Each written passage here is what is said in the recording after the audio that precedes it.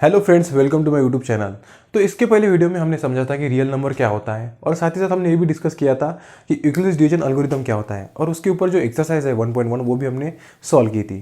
अब इस वीडियो के अंदर हम एक्सरसाइज 1.2 को देखेंगे, पर वो शुरू करने से पहले हमको एक कंसेप्ट समझना है, that is fundamental theorem of arithmetic. तो ये क्या होता है? सबसे पहले तो इसकी डिफिनेशन पढ़ लेते हैं। क्या है?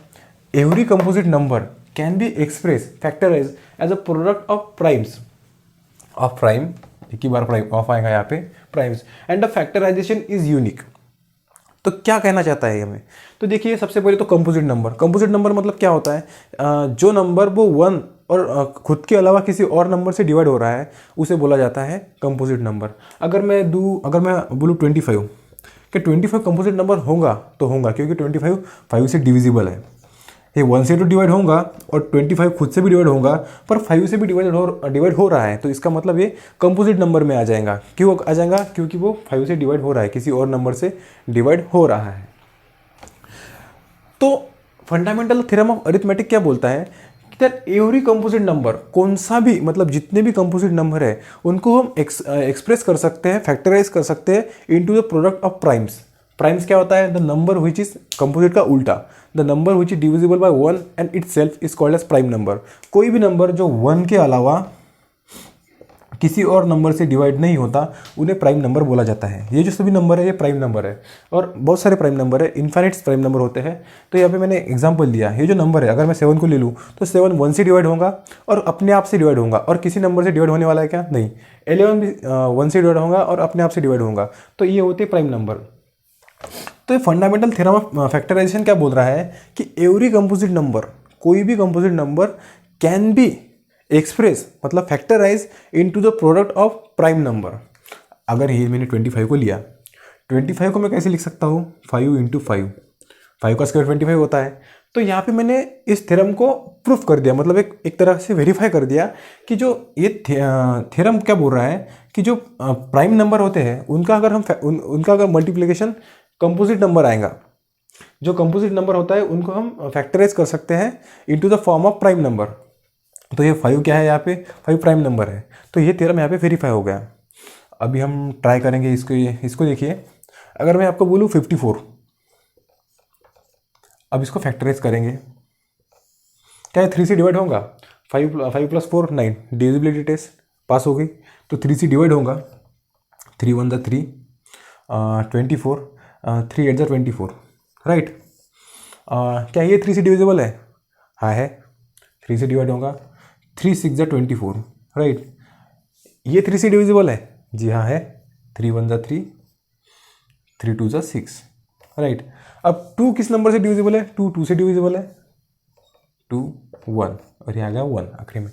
तो हमने इसका फैक्टराइजेशन कर दिया। कैसे? 54 को हम कैसे लिख सकते हैं?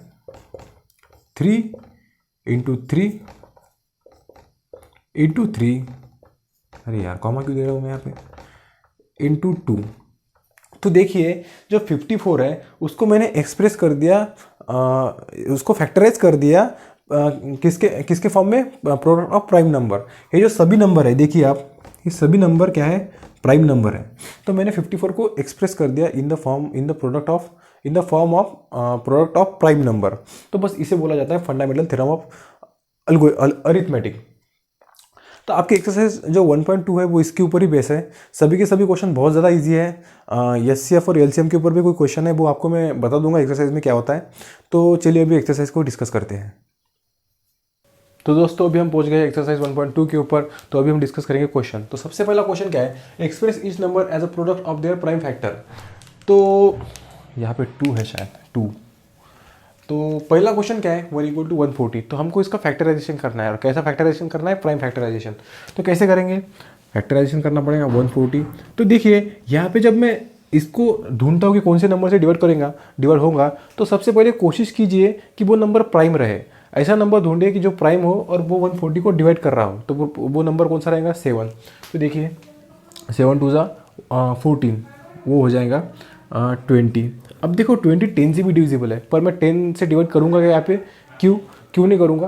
क्योंकि देखिए, ये जो 20 है, 10 जो है वो कंपोजिट नंबर है, पर अपने को क्या चाहिए? Prime number. तो मैं 5 से ट्राई करूँगा, 5 4 = 20।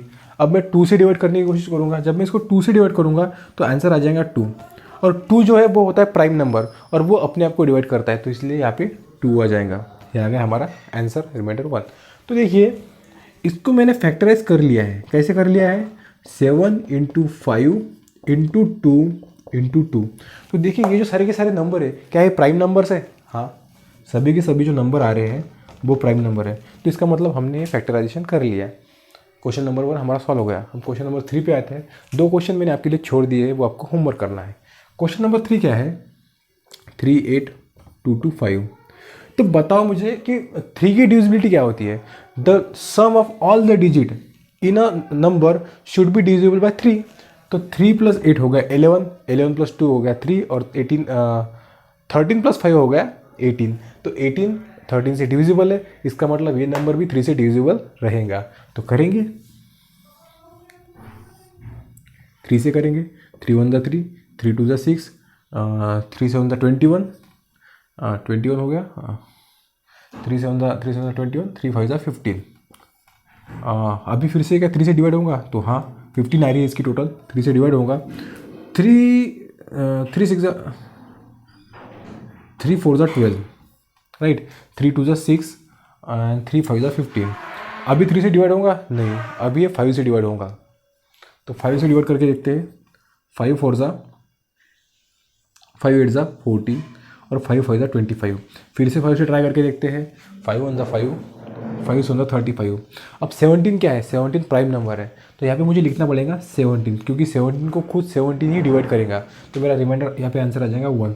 तो ये मेरे फैक्टराइजेशन हो गए। इसको मैं लिख सकता हूँ 3 8 2 2 5 इस फैक्टराइज एज 3 × 3 × 5 × 5 × 17। इसको मैं ऐसे भी लिख सकता हूँ, दैट इज़ 3² × 5² प्लस × 17। ये हो गया इसका फैक्टराइजेशन। अब आते हैं हम क्वेश्चन नंबर 4 के ऊपर। तो क्वेश्चन नंबर 4 में क्या है? इसका फैक्टराइजेशन करना है हमें। नंबर क्या है? 5005। तो इसका फैक्टराइजेशन करेंगे। सबसे पहले 5 से डिवाइड करेंगे इसको। 5 से डिवाइड करेंगे तो आंसर आ जाएगा 1001। तो देखिए यहाँ पे बहुत लोग कन्फ्यूजन करते हैं, उनको लगता है कि ये प्राइम नंबर है, पर एक्चुअली वो 11 से डिवाइड होता है। तो 11 से हम इसको डिवाइड करके देखते हैं कि आंसर क्या आएगा। 11 9 = 99, 1 11 1 = 1 0। तो ये डिवाइड हो गया है और हमारा 11 से डिवाइड हो गया, और जो आंसर आया वो है 91। क्या 91 प्राइम नंबर है? जी नहीं, 91 13 से डिवाइड होता है। 13 से डिवाइड होता है। 13 7 = 91, 13 7 = 91 आ जाएगा। अब 7 जो है वो प्राइम नंबर है, 7 अपने आप को डिवाइड करेगा। ये होगा इसका फैक्टराइजेशन। तो हमने जो तीनों के तीनों प्रॉब्लम लिए थे उनको हमने कर लिया है सॉल्व। इसका फैक्टराइजेशन क्या आएगा? 5 × 11 × 13 × 7 हो गया। तो यही था क्वेश्चन नंबर 1। अभी हम बढ़ते हैं क्वेश्चन नंबर 2 के ऊपर। तो देखिए दोस्तों, अभी हम आ गए हमारे क्वेश्चन नंबर 2 के ऊपर, जिसके अंदर हमको करना है, हमको HCF and LCM find out करना है ऑफ 2 इंटीजर्स, और हमको ये प्रूफ करना है that LCM and HCF is equal to product of that 2 number. मतलब इन 2 नंबर का जो LCM और HCF होगा उनका प्रोडक्ट इन 2 नंबर के प्रोडक्ट के इक्वल आएगा। ये हमको प्रूफ करना है, इस फॉर्मूला को वेरीफाई करना है। तो सबसे पहले क्या करेंगे? सबसे पहले LCM मतलब लीस्ट कॉमन मल्टीपल, और HCF मतलब highest common factor find out करेंगे। उसके लिए क्या करना पड़ेगा? फैक्टराइजेशन करना पड़ेगा। तो सबसे पहले फैक्टराइजेशन करूँगा मैं 26 का। 26 का फैक्टराइजेशन क्या आएगा? 2 से डिवाइड करूँगा। 2 1 = 2, 2 3 = 6, 13 1। 13 प्राइम नंबर है, 13 को 30 से करना पड़ेगा। तो 26 को कैसे लिख सकता हूँ? 2 × 13 हो गया। अब 91 का फैक्टराइजेशन करेंगे। 91 का फैक्टराइजेशन क्या आएगा? 91 13 से डिवाइड होगा। 31 7 = 91, और 7 प्राइम नंबर है, अपने आप से डिवाइड हो जाएगा 1। तो ये होगा इसका फैक्टराइजेशन। तो 91 का फैक्टराइजेशन लिखना पड़ेगा हमें 7 × 13। ये होगा इन 2 नंबर का फैक्टराइजेशन। तो अब मैं इसको मिटा देता हूँ यहाँ से थोड़ा। हमें फैक्टराइजेशन मिल चुका है। तो हमको अभी क्या करना है? LCM को फाइंड आउट करना है, और LCM को फाइंड आउट करने के लिए क्या करना पड़ेगा? देखिए, तो LCM मतलब क्या होता है? ये जो सभी नंबर है इनका प्रोडक्ट मतलब LCM होता है। बट इसके अंदर एक कंडीशन होती है, जो नंबर फैक्टराइजेशन में कॉमन आ रहा है उसको बस हमें एक बार लेना है। तो इसका मतलब क्या? LCM least common multiple of 26 and 91 is equal to 2 × 7 × 13। ये जो 13 है ये एक बार ही आएगा, क्यों? क्योंकि दोनों में कॉमन है। तो ये हो गया हमारा एलसीएम। अब एचसीएफ क्या होता है? Highest common factor. तो देखिए इसका जो लॉन्ग फॉर्म है ना एचसीएफ, इसके अंदर इसका आंसर है हाईएस्ट कॉमन फैक्टर। हाईएस्ट मतलब सबसे बड़ा, कॉमन मतलब दोनों में जो कॉमन होगा, और फैक्टर, फैक्टर मतलब ये। तो इसके अंदर कौन सा कॉमन कॉमन फैक्टर है? 13 कॉमन है, और हाईएस्ट कौन है? ऑब्वियसली 13 है। तो इन दोनों का एचसीएफ क्या आएगा? 13 आएगा। तो इस मल्टीप्लिकेशन कर लेते हैं हम एक बार। क्या आएगा? 13 टू 26, 26 इंटू 7, 26 7 6 42, 2 4 7 7 7 14, 18, 182 इसका एलसीएम आ जाएगा। तो एलसीएम आ गया हमारा 182 और एचसीएफ आ गया 13। तो ये हो गया हमारा पहली कंडीशन। तो अभी हमें क्या करना है? ये जो फॉर्मूला है इसको वेरीफाई करना है। फॉर्मूला में क्या करना है? इन दो नंबर का जो प्रोडक्ट होगा वो एलसीएम और एचसीएफ के प्रोडक्ट के इक्वल होगा, ये हमको प्रूफ करना है। तो सबसे पहले एलसीएम और एचसीएफ का प्रोडक्ट निकाल लेते हैं। क्या है एलसीएम? क्या है हमारा एलसीएम है 182 और एचसीएफ है 13। 6 8 1 8 24, 4 2 3 5 0 2 8 1 8 और 1, दैट इज 6 6 13 2। तो एलसीएम और एचसीएफ का प्रोडक्ट आ गया हमारा 2366। इसको मैं प्रॉपरली लिख लेता हूँ यहाँ पे। क्या आएगा? HCF highest common factor into LCM is equal to 2366। ये हो गई पहली कंडीशन। अभी जो दो इंटीजर हमको दिए गए हैं उनका प्रोडक्ट लेके देखते क्या होगा। तो इंटीजर्स क्या है? 26 और 91, that is 26 multiplied by 91। 6 2 0 9 6 4 54, 9 6 54, 4 5 9 9 18, 18 plus 23, 6 6 23। तो देखिए हमारे जो दो इंटीजर्स उन्होंने दिए हैं दैट इज 26 इन 91, इन दो का प्रोडक्ट भी हमारा 2366 आ गया। इसका मतलब क्या? इसका मतलब ये है कि उन्होंने जो हमको फॉर्मूला दिया था वेरीफाई करने के लिए, वो हमने वेरीफाई कर दिया। कैसे वेरीफाई कर दिया? एलसीएम और एचसीएफ का प्रोडक्ट लेके और दो इंटीजर का प्रोडक्ट लेके, और उन प्रोडक्ट को इक्वल बता दिया, जो कि इक्वल आ गया। क्या नंबर है? 2366। तो ये हो गया हमारा क्वेश्चन नंबर 1। अभी हम आते हैं क्वेश्चन नंबर 2 के ऊपर और देखते हैं उसके अंदर क्या होगा। तो चलिए अभी डिस्कस करते हैं क्वेश्चन नंबर 3। क्वेश्चन नंबर 3 है, तो क्या नंबर है? 336 एंड 54, राइट। तो सबसे पहले क्या फैक्टराइजेशन कर लेते हैं। फैक्टराइजेशन ऑफ 336 क्या आएगा? 3 से डिवाइड होगा 1 1 2, 2 से डिवाइड करेंगे 2 5 10, 2 6 12। अभी फिर से इसको 7 से डिवाइड करेंगे 7 8 56, राइट। 7 8 56 और 2 4 8, 2 2 8, 2 2 4 और 2। तो ये होगा इसका फैक्टराइजेशन। तो इसको मैं यहाँ पे लिख लेता हूँ, that is 336 is factorize as 3 into 2 into 7 into 2 into 2 into 2 फिर से 2। ये हो गया 336 का फैक्टराइजेशन। अभी हम फैक्टराइजेशन करेंगे 54 का। क्या आएगा देखेंगे। 54 9 से डिवाइड होगा ये 54, सॉरी 3 से डिवाइड होगा ये 3 3 1 3, 3 3 8 24, हाँ 3 8 24, और ये 3 6 12, 3 6 18, 3 6 18, सॉरी 3 से होगा 3 6 18, और फिर से 3 से डिवाइड होगा 3 2 6, और ये 2 से हो जाएगा। तो 54 का फैक्टराइजेशन क्या है? 54 is factorize as 3 into 3 into 3 into 2। तो ये हमारा फैक्टराइजेशन वाला पोर्शन हो गया। तो अब देखिए अभी क्या करना है ना, हमको एलसीएम फाइंड आउट करना है। ओके, तो एलसीएम क्या होता है? मैंने आपको प्रीवियस एग्जाम्पल में बोला था कि कॉमन क्या है वो देखना है। तो इसके अंदर देखिए ये जो 3 है ये दोनों में कॉमन है, और ये जो 2 है ये दोनों में कॉमन है। तो इन सभी का प्रोडक्ट लेना है और बस इस 3 और 2 को एक बार ही लिखना है, मतलब इसको रिपीट नहीं करना है। तो एलसीएम क्या होगा? एलसीएम इज इक्वल टू 3, इस 3 को एक बार ही लिखा। अब बाकी के नंबर लिख लेता हूँ 2 7 2 2, इस 2 into 7 into two into two. अभी नीचे के जो बचे हैं इस 3 को लिख लेता हूँ, और ये जो 2 है जो रिपीट हो रहा है उसको एक बार लेना है। ओके, 2 हो गया। तो अब इसका मल्टीप्लिकेशन करेंगे। मल्टीप्लिकेशन क्या आएगा, 3 × 3 = 6, 7 × 2 = 14, 6 7 × 2 = 14, 3 × 2 = 6 इंटू 3 × 2 = 6 इंटू 2, राइट। कुछ गलत हो रहा है क्या पे, देखिए 3 को लिया, फिर 2 7 2 2 3 और एक बार 3 आएगा यहाँ पे, सॉरी। तो ये 3 से मल्टीप्लाई, ये 6 आ जाएगा यहाँ पे, राइट। अब इसका मल्टीप्लिकेशन करेंगे। 6 × 6 = 36, that is 6 into 14 into 36, 14 into 6 करेंगे, 6 4 = 28, 24 4 2 6 8, ये आ गया 84 इंटू 36। अब इन दोनों नंबर का प्रोडक्ट करेंगे, दैट इज़ 84 मल्टीप्लाइड बाय 36, 6 4 = 24 4 2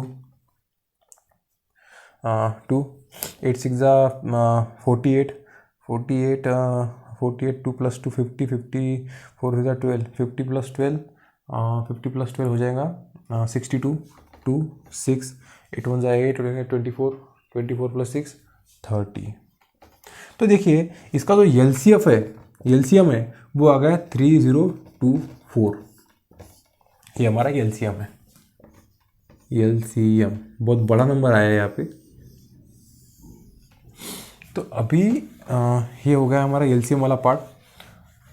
अभी हम डिस्कस करेंगे एचसीएफ के बारे में, हैश कॉमन फैक्टर के बारे में। तो हैश कॉमन फैक्टर क्या होता है कि जो दो नंबर कॉमन आ रहे हैं उसको ही बस एचसीएफ बोला जाता है। तो इन दोनों में कॉमन क्या है, 3 कॉमन है और 2 कॉमन है। दैट मीन्स एचसीएफ = 3, जो कॉमन है वो, और 2 वो कॉमन है वो, इन दोनों का प्रोडक्ट 6। तो एचसीएफ हमारा हो जाएगा 6। तो ये हमने यहाँ पे एलसीएम और एचसीएफ निकाल लिया है। तो अभी जो हमारा फॉर्मूला है उसको वेरीफाई करना है। उसके लिए क्या करना पड़ेगा हमको, एलसीएम और एचसीएफ का प्रोडक्ट, दैट इज 3024 इंटू 6। ये कर लेते हैं पहले क्या आता है। तो 6 यहाँ पे कर लेता हूँ, 6 4 = 28, सॉरी 6 4 = 24 4 2 6 12 12 + 14 1 0 1 6 6 18। ये आ गया हमारा प्रोडक्ट 18144। अब मैं करूँगा जो हमारे 2 नंबर है उसका प्रोडक्ट और देखूंगा कि इसके इक्वल आता है क्या। तो हमारे दोनों इंटीजर कौन से हैं, 336 इंटू 54, 6 4 = 24 4 2 4 1 4 14 13 5 6 30 0 15 18 1 5 15 16। देखिए 4 4 11 7 + 8 और 1। तो देखिए ये जो नंबर है दोनों के दोनों इक्वल आ गए, मतलब हमारा जो फॉर्मूला है वो भी यहाँ पे वेरीफाई हो गया। तो इस प्रकार से ये भी क्वेश्चन हमने कर लिया है। तो बस यही होता है इस क्वेश्चन के अंदर कि हमको प्रूफ करना होता है। तो अभी आते हैं हम क्वेश्चन नंबर 3 के ऊपर। इसके अंदर का भी एक क्वेश्चन मैंने छोड़ दिया है, वो आपके लिए होमवर्क है। तो अभी डिस्कस करते हैं क्वेश्चन नंबर 3। तो अभी हम आते हैं क्वेश्चन नंबर 2 के ऊपर, सॉरी क्वेश्चन नंबर 3 के ऊपर, और जिसके अंदर हम एलसीएम और एचसीएफ ही फाइंड आउट करना है। बस इस बार क्या है, उन्होंने हमको 3 इंटीजर दिए। प्रीवियस क्वेश्चन में क्या था, 2 इंटीजर थे और उसका एलसीएम और एचसीएफ हमको निकालना था। बस इस क्वेश्चन के अंदर हमको 3 इंटीजर दिए हैं। तो कोई बात नहीं, इसका भी हम एचसीएफ और एलसीएम फाइंड आउट कर सकते हैं। क्या करना होता है, सबसे पहले फैक्टराइजेशन करना होता है। तो देखिए ये जो छोटे छोटे नंबर होते हैं ना, इनका फैक्टराइजेशन ऐसा आप मतलब इस प्रोसेस से जाने की कोई ज़रूरत नहीं है। जैसे इनको हम देख के बता सकते हैं कि इनके प्राइम फैक्टराइजेशन क्या होगा। जैसे 12 को देख लीजिए, 12 को अगर मैंने लिया तो 4 3 = 12 होता है। तो 2 × 2 × 3 दैट इज 2 × 2 × 3 हो गया प्राइम फैक्टराइजेशन। सभी के सभी प्राइम नंबर है ना, तो प्राइम फैक्टराइजेशन ही होगा। अब लेंगे 15 को। 15 क्या होता है, 5 3 = 15 होता है। 5 भी क्या है, प्राइम नंबर है। 3 भी प्राइम नंबर है, दैट इज 5 × 3 हो गया फैक्टराइजेशन। अब 21 को लेते हैं। 21 कौन से टेबल में आता है, 7 के टेबल में आता है, दैट इज 7 × अब 7 इंटू 3, 3 क्या है? प्राइम नंबर, तो होगा प्राइम फैक्टराइजेशन। अभी हम आते हैं एलसीएम और एचसीएफ के ऊपर। तो सबसे पहले HCF, highest common factor, highest होना चाहिए, कॉमन होना चाहिए और फैक्टर होना चाहिए। फैक्टर है, कॉमन क्या है इसमें? बस 3 ही एक नंबर ऐसा है कि जो तीनों में कॉमन है, तो हाईएस्ट कॉमन फैक्टर हमारा बन जाएगा 3, बन गया। अब हमको लेना है एलसीएम। एलसीएम क्या होता है? सभी नंबर का प्रोडक्ट, बस जो नंबर कॉमन आ रहा है उसको हमें एक बार लेना है, that is LCM. Least common multiple क्या होगा? 2 इंटू 2 इंटू 5 इंटू 7, और ये जो 3 है इसे हमें एक बार लेना है। क्यों? क्योंकि वो कॉमन है सभी में। तो अब इसका प्रोडक्ट निकाल लेंगे। 4 5 35 और ये 3, राइट। 4 3 12, that is 12 into 35। अभी ये इनका प्रोडक्ट ले लेंगे, क्या होता है? तो 35 इंटू 12, 5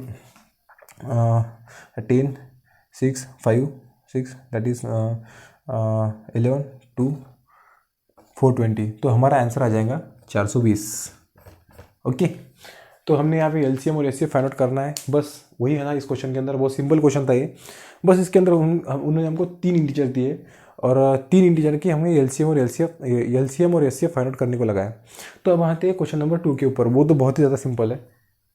तो देखिए क्वेश्चन नंबर 2 को ऑब्जर्व करिए और मुझे बताएं आपको क्या नज़र आ रहा है उसके अंदर, ऐसा कौन सी चीज़ें जो इससे अलग है। देखिए तो देखिए क्वेश्चन नंबर 3 जो है ना, क्वेश्चन नंबर 2 जो है ना, इसके अंदर जो तीनों के तीनों नंबर हमको दिए हैं 17 13 और 29, ये तीनों के तीनों नंबर है प्राइम नंबर। तो प्राइम नंबर है तो इसका फैक्टराइजेशन कैसे करेंगे? इसका फैक्टराइजेशन कैसे आएगा? 1 इंटू 17 ही आएगा, 17 का फैक्टराइजेशन। 13 इंटू 1 ही आएगा, 29 आएगा। तो देखिए इसका जो एलसीएम होता है, इसका एलसीएम इन तीनों नंबर का प्रोडक्ट जो आएगा, एलसीएम इन तीनों नंबर का जो प्रोडक्ट आएगा वही हमारा एलसीएम हो जाएगा। और यहाँ पे इस केस में एचसीएफ क्या होगा? एचसीएफ जो कॉमन फैक्टर है, अब इनसे 1 को ही मल्टीप्लाई करके हम इस नंबर को ऑब्टेन कर सकते हैं ना, तो हाईएस्ट कॉमन फैक्टर इसके अंदर आएगा 1। तो हो गया प्रॉब्लम, ये मल्टीप्लिकेशन आप कर लीजिए। अब हम अगले क्वेश्चन को देखते हैं क्या है। तो देखिए अभी हम डिस्कस करेंगे क्वेश्चन नंबर 4। क्वेश्चन नंबर 4 के अंदर क्या है? Given that HCF of 360 and 657 is 9, find the LCM of 360 and 657। तो हमको एचसीएफ दिया गया है और उसके ऊपर से हमको बताया जा रहा है कि तुम एलसीएम निकालो। तो भाई कैसे निकालेंगे? क्वेश्चन 2 में हमको एक फॉर्मूला बताया था, वो फार्मूला क्या था?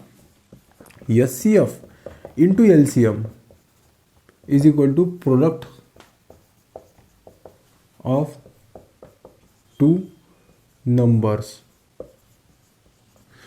अगर हम 2 नंबर का प्रोडक्ट ले लें तो वो उनके एचसीएफ और एलसीएम के प्रोडक्ट के इक्वल आएगा। तो हमारे पास यहाँ पे क्या है? हमारे पास यहाँ पे एचसीएफ है और वो 2 नंबर है, दैट इज 360 एंड 675। और इन चीज़ों का इस्तेमाल करके हम एलसीएम को फाइंड आउट कर सकते हैं इस फार्मूला के थ्रू। तो सबसे पहले एलसीएम क्या है, यहाँ पे लिख लेता हूँ 9 इंटू एलसीएम।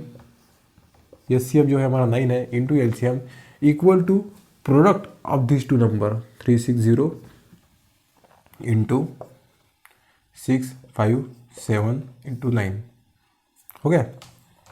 तो अभी ये जो 9 है इसको मैं वो साइड भेज दूंगा तो वो क्या हो जाएगा? यहाँ पे वो मल्टीप्लिकेशन में है तो वो साइड में जाएगा तो क्या हो जाएगा? डिवीजन में चल जाएगा। तो एलसीएम हमारा होगा, LCM is equal to 360 into 657 divided by 9। अब 360 9 से डिविजिबल है जी? हाँ है। 9 5 45, 9 6 9 4 36, 9 3 27, 9 3 27, 9 3 27 और 9 4 36, राइट। 9 4 36, ये उसको डिवाइड कर देगा, दैट इज 657 इंटू 34। ये जो प्रोडक्ट है ये हमारा आ जाएगा एलसीएम। तो ये प्रोडक्ट आप कर लीजिए, ये हमारा आंसर है। अभी हम बढ़ते हैं अगले क्वेश्चन की तरफ। देखिए क्वेश्चन नंबर 6 एक थ्योरेटिकल क्वेश्चन है। हमको एक्सप्लेन करना है कि वेदर ये जो नंबर दिया उन्होंने 7 into 11 into 13 plus 13 and 7 into 6 into 5 into 4 into 3 into 2 into 1 plus 5 are composite number. हमको ये कंपोजिट नंबर है ये एक्सप्लेन करना है। तो देखिए सबसे पहला नंबर ले लेता हूँ मैं जो दिया है, that is 7 into 11 into 13 plus 13। अब देखिए इस 13 को मैं अगर इसमें से कॉमन ले लूँ, 13 7 इंटू 11 प्लस 1, ये 13 है, इसमें से मैंने कॉमन ले लिया तो ये बन जाएगा 30 into in bracket 7 into 11 plus 1। Okay, अब देखिए ये जो अंदर का जो है वो मैं कर लेता हूँ सॉल्व एक बार, दैट इज़ 77 प्लस 1 और ये जाएगा 30 इंटू 78। अब देखिए ये जो 78 है ये हमारा कंपोजिट नंबर है और मैं 13 से अगर उसको मल्टीप्लाई करूँगा तो वो जो नंबर आएगा वो भी कंपोजिट होगा। तो यहाँ पे मैंने एक तरफा ये जो करके एक्सप्लेन कर दिया कि ये जो नंबर होगा ये कंपोजिट नंबर होगा। तो बस आपको इसके बाद वो थ्योरेटिकल पार्ट लिखना है, जिसके अंदर आपको लिखना है इंग्लिश में कि ये जो नंबर है ये कंपोजिट नंबर आएगा। क्यों? क्योंकि जो नंबर हमारा जो प्रोडक्ट आएगा वो डिविजिबल रहेगा 1 के अलावा किसी और नंबर से भी, इसलिए ये जो नंबर है हमारा कंपोजिट नंबर बन जाएगा। सेम इस वाले प्रॉब्लम में क्या है वो 7 into 6 into 5 into 4 into 3 into 2 into 1 plus 5। इसके अंदर भी हम अगर 5 को कॉमन ले लें और इसको अगर सॉल्व करें तो हमको एक कंपोजिट नंबर मिल जाएगा लाइक दिस। मैं इसके अंदर से 5 को कॉमन ले लूँगा, अंदर आ जाएगा 7 into 6 into 4 into 3 into 2 into 1 plus 1। अब इसको मैं अगर सॉल्व करूँगा तो इसके अंदर एक कंपोजिट नंबर आएगा इंटू 5, तो वो भी एक कंपोजिट नंबर बन जाएगा। और उसके नीचे भी आपको वो थ्योरी लिखनी होगी जिसके अंदर आपको बोलना होगा कि जो नंबर है ये नंबर 1 के अलावा किसी और नंबर से भी डिविजिबल है, इसलिए इसको मैं कंपोजिट नंबर मानता हूँ। ये प्रूफ करता है, ये चीज़ इसको एक्सप्लेन करती है कि ये नंबर जो होगा वो एक कंपोजिट नंबर होगा, राइट। तो एक एक्सप्लेनेशन के ऊपर थ्योरेटिकल क्वेश्चन है, ज़्यादा कुछ मतलब न्यूमेरिकल पार्ट इसके अंदर नहीं है। ये आप भी लिख सकते हैं, आपकी बुक में भी आपको मिल जाएगा, कोई प्रॉब्लम नहीं है। हम आते हैं अभी क्वेश्चन नंबर 7 के ऊपर। वो एक वर्ड प्रॉब्लम है, बेसिकली एक एप्लीकेशन है जीसीडी और एलसीएम का, कि उसका इस्तेमाल हम रियल लाइफ में कहाँ कर सकते हैं, कौन से प्रॉब्लम सॉल्व करने के लिए कर सकते हैं, तो वो भी हम डिस्कस करेंगे। तो अब आ गए हम क्वेश्चन नंबर 5 के ऊपर। Check whether the 6n can end with the digit 0 for any natural number. देखिए थोड़ा लॉजिकल टाइप का क्वेश्चन है। यहाँ पे वो बोल रहा है कि जो 6n है ये पावर, अगर हम नेचुरल नंबर कौन सा भी नेचुरल नंबर ले ले तो ऐसा कौन सा नेचुरल नंबर आएगा जिसके एंड में इसकी पावर 0 हो जाएगी, ये हमको बताना है। तो सबसे पहले हम स्टार्ट कर देंगे करना, दैट इज़ सबसे पहला नेचुरल नंबर कौन सा होता है 1। अगर मैं n इक्वल टू यहाँ पे 1 ले लूँ तो 6n क्या आएगा 6, राइट।